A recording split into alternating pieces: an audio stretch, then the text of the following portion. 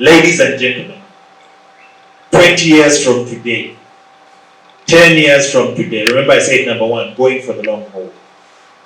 What will you be remembered for?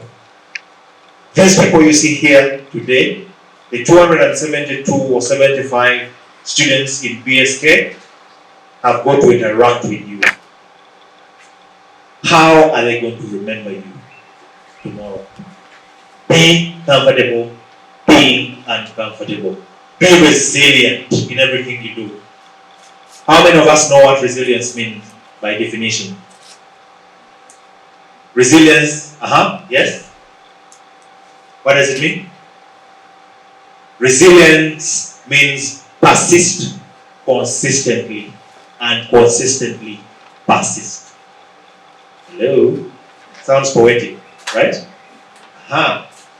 Persist consistently and consistently persist.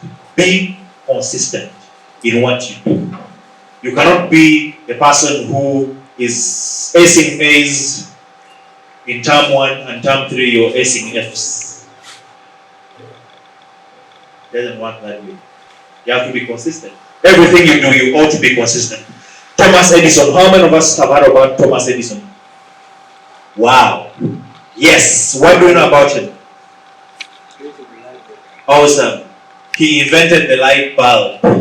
Thomas Edison was asked a question one time by a journalist who said, Thomas Edison, hey.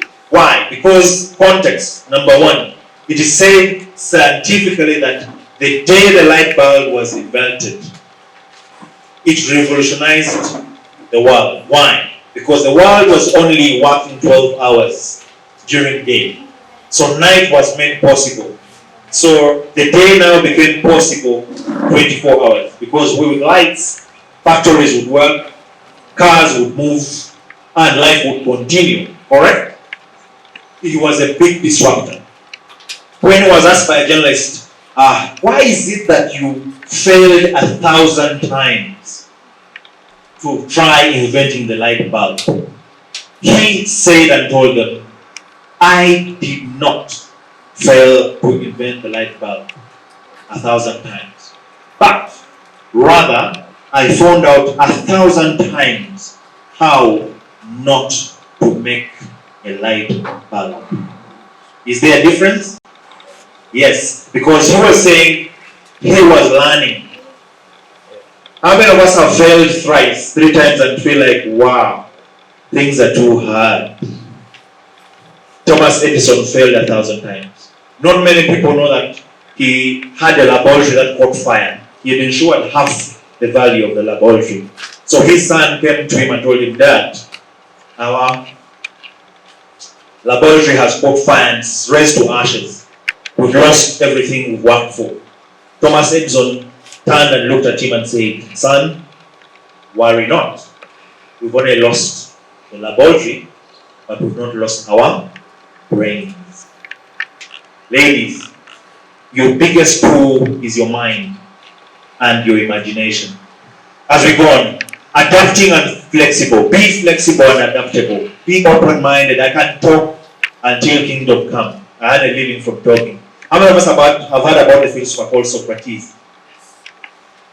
Okay, I'll just tell you a quick story. Socrates was a great philosopher of his time. Emperors, Colossians would stand up and give Socrates standing ovations. He was impactful, was a great orator, well-built, very intelligent. What made him unique among others is because he had an open mind. He always believed that he did not know. He had this mindset that gave him the capacity to learn each and every time. One time, the Delphi oracle told Socrates, you're the wisest man of our time. Socrates said, no way, I can't be the wisest because there are other people who are better than I am. Why? He always had that humility and always knew there was someone who would be much better. So he was open-minded. He was a person who was willing to learn every day. So this made him very flexible and adaptable. Be present-minded, builds confidence. I love Maya Angelou. She's one of my favorite poets. How many of us have heard about Maya Angelou?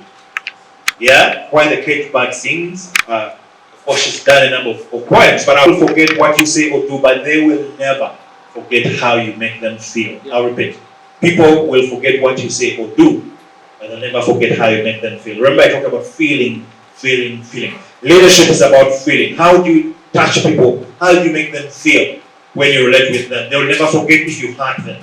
And they also never forget if you lead them with respect and lead them with love. Because love is powerful, conquers all. As a leader, you ought to love the people that you are working with. Yeah? Hello, people. Are you still with me? Yes. Really? Yes. Hope we're not hungry. Well, that breakfast. Awesome. So we carry on. So as we move on, I'll now tell you some very interesting stories, because this is where the crux of the entire presentation is. Not the golden nuggets for great leaders world over. I researched 100 leaders across the whole world when I was authoring my first book.